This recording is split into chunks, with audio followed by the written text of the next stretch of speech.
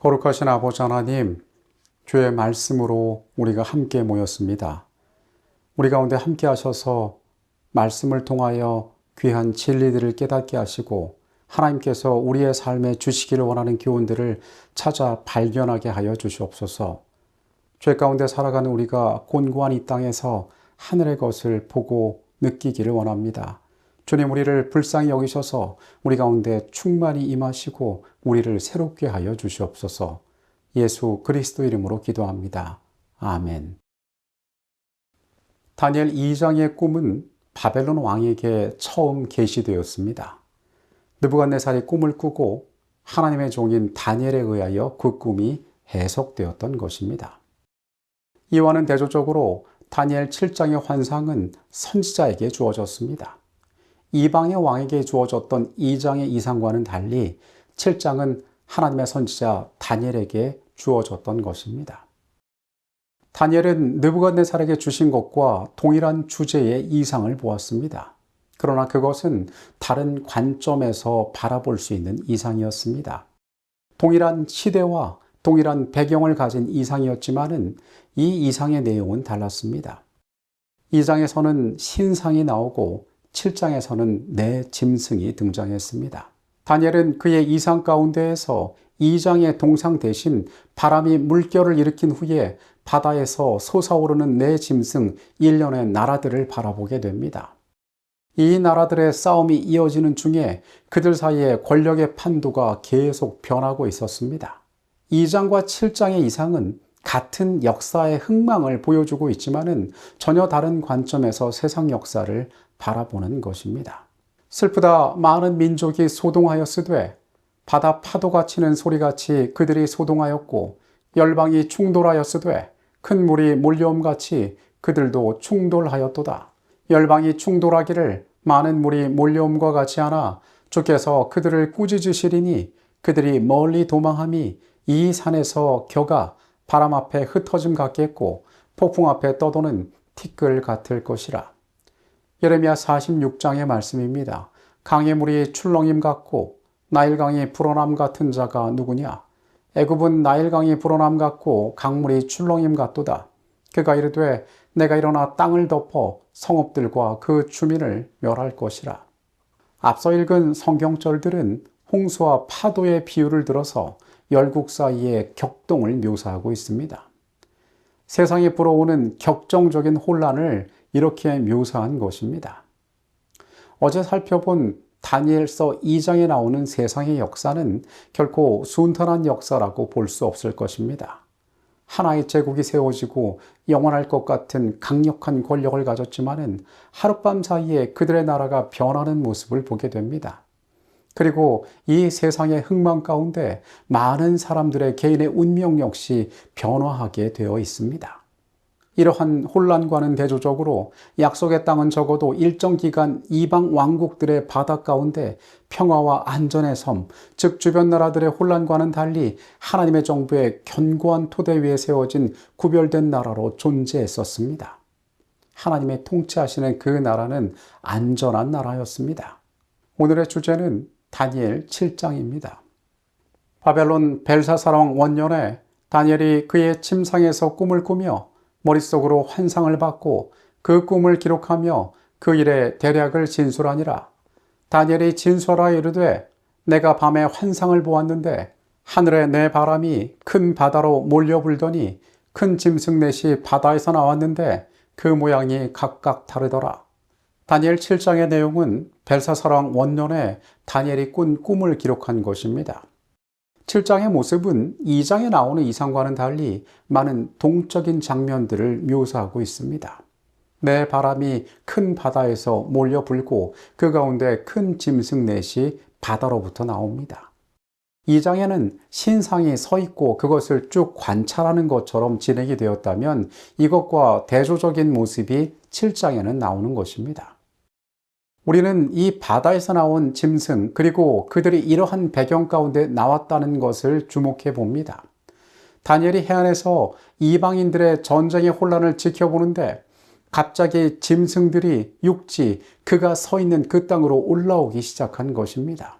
세상 나라들의 역사가 역동적으로 변화하였음을 보여주고, 그리고 이 역동적인 변화 가운데, 이 풍랑 가운데 하나님의 백성들은 그들의 운명의 소용돌이 가운데 빨려 들어가게 되었음을 보여주는 것입니다.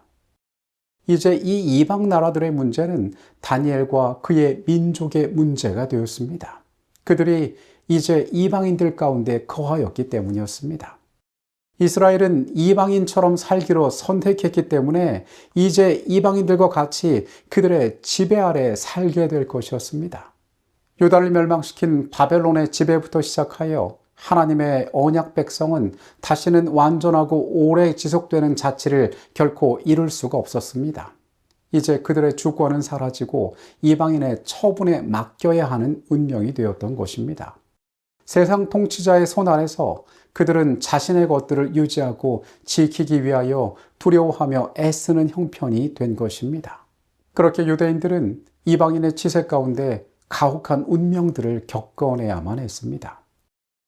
한때 세상의 모든 다른 백성들보다 하늘의 총애를 받은 것으로 인정되었던 사람들이 열방의 목전에서 처하게 되고, 그들의 장래의 행복을 위하여 꼭 필요한 순종의 공과를 방랑 중에서 배워야 하였다. 하나님께서는 그들이 이 교훈을 배울 때까지는 당신께서 하시고자 하시는 모든 일을 그들을 위하여 행하실 수 없었다. 우리가 에스더의 사건을 기억합니다.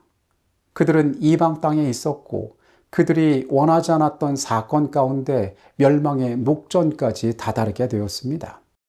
이 사건은 그들이 이방인의 손 아래 있지 않았더라면 겪지 않아도 될 일이었습니다. 그러나 이 모든 것은 그들 스스로가 선택한 운명이었습니다. 하나님께서 그들을 버리지 않으셨지만은 그들에게 허락하신 이 환경 가운데 그들은 중요한 교훈을 배워야 했습니다.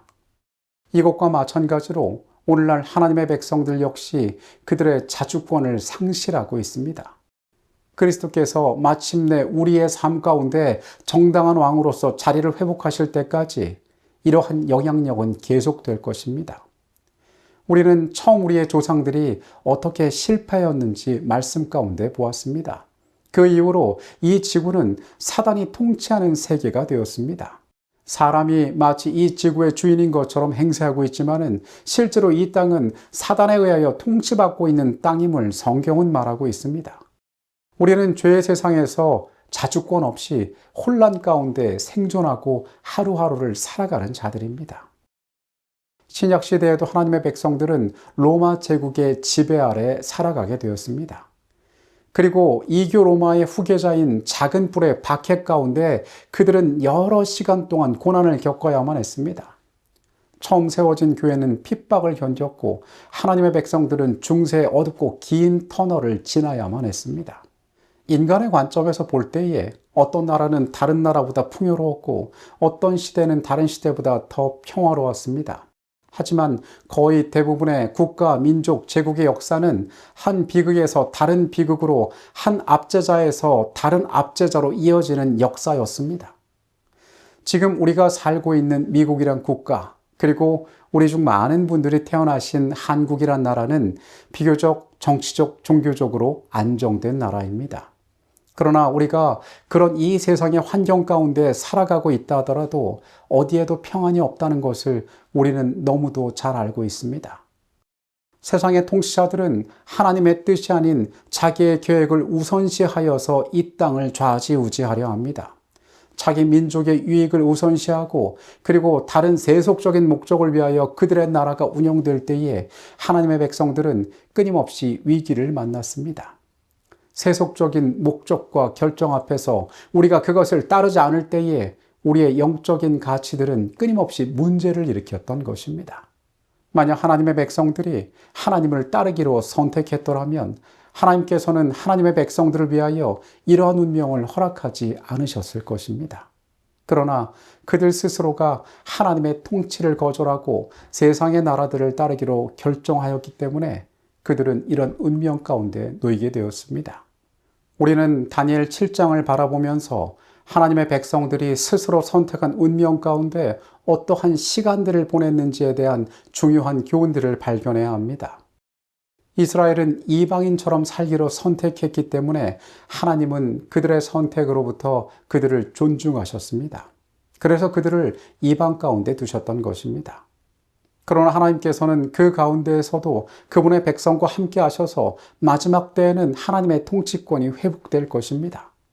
우리는 이 세상이 그러한 운명 가운데 우리에게 주어진 세계임을 잊지 말고 살아가야 할 것입니다.